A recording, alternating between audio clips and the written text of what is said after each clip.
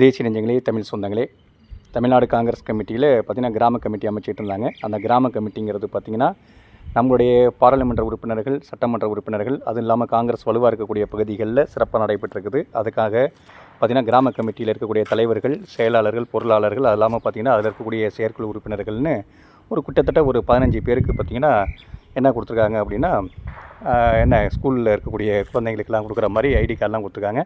அதில் QR கோடோட கொடுத்துருக்காங்க. அதுக்கான மிஷின் கூட பார்த்திங்கன்னா தமிழ்நாடு காங்கிரஸ் கமிட்டியில் வாங்கியிருக்கிறாங்க. அது பார்த்திங்கன்னா அவருடைய பேர் என்ன, பதவி என்ன, அவருடைய விலாசங்கள் முதற்கொண்டு எல்லாமே இருக்குது. அது பார்த்திங்கன்னா காவல் நிலையங்கள் முதற்கொண்டு, கட்சியில் மக்கள் பிரதிநிதிகளில் போராட்டங்கள் முதற்கொண்டு எங்கெங்கே துயரங்கள் துன்பங்கள் நேருதோ அங்கெல்லாம் அந்த ஒரு கார்டை வச்சுட்டு செயல்படுத்த முடியுங்கிறது வரவேற்கக்கூடிய விஷயம். அதை எப்போதுமே வரவேற்கணும்.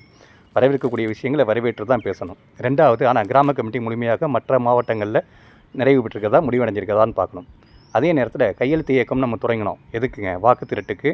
அதை எழுச்சிபூர்வமாக பொதுக்கூட்டங்கள், அது இல்லாமல் பார்த்திங்கன்னா தெருமுனை பிரச்சாரங்கள், திண்ணை பிரச்சாரங்கள் நடந்து அது மூலமாக கட்சி தொண்டர்கள் மக்களை சந்தித்து அதை வாங்கியிருக்காங்களா அப்படிங்கிறத பார்க்கணும். அதை 1 கோடி நிச்சயம், 2 கோடி லட்சியம்னு நம்ம தமிழ்நாடு காங்கிரஸ் கமிட்டி மாநில தலைவர் செல்வப்பிரந்தை அவர்கள் சொன்னாங்க.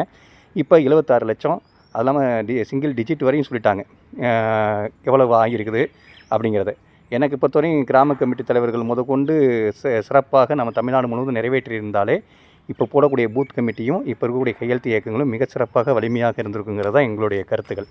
ஏன் தொய்வடையுது அப்படிங்கிறது தான். எல்லாருமே சொல்லுவாங்க தீபாவளி, மழை நேரம், இதனால தான் காரணம் அப்படின்ட்டு. என்னை பொறுத்தவரையும் இன்னும் பார்த்திங்கன்னா உள்கட்டமைப்புகள் இன்னும் வலுப்படுத்தலை. ஏன் உள்கட்டமைப்பு வலுப்படுத்தலை அப்படின்னா, மாவட்ட தலைவர்கள் மூலமாக தான் மாநில தலைமையை சந்திக்க முடியுங்கிற ஒரு இதை கொண்டு புரோட்டோகால் பிரகாரம் மாவட்ட செயலாளர், மாவட்ட துணைத் தலைவர், மாவட்ட பொருளாளர், அது இல்லாமல் பார்த்திங்கன்னா நகர தலைவர்கள், வட்டார தலைவர்கள், இப்படி ஒரு வரைமுறைகளை உற்பத்தி கிராம கமிட்டி தலைவர்களையும் மெர்ஜ் பண்ணி ஒரு மண்டல பொறுப்பாளர்கள்னு போட்டு இது எல்லாமே பார்த்திங்கன்னா ஒரு சிறந்த ஒரு மாவட்டத்தினுடைய நிர்வாகத்தின் கீழே இருந்தால் சிறப்பாக இருக்கும்.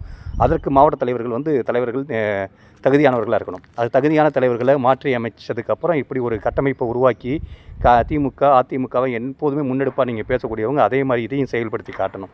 அப்போ தான் சரியாக இருக்கும். அப்போ தான் ஒவ்வொரு தலைமையில் இருக்கவங்க அதிகாரத்தை கட்டளையிடும் போது அதை சிறந்தாந்து அந்த தொண்டர்கள் நிறைவேற்றுவாங்க. இது குருட்டாம்போக்கில் எல்லாருமே அடித்தாம்போக்கில் போய் தலைவர்களை பார்த்து சால்வையை போற்றி பொன்னாடைகளை எடுத்துகிட்டு புகைப்படம் எடுத்துகிட்டு வந்துக்கிட்டு இருந்தால் இது நடைமுறையும் சாத்தியம் வராது.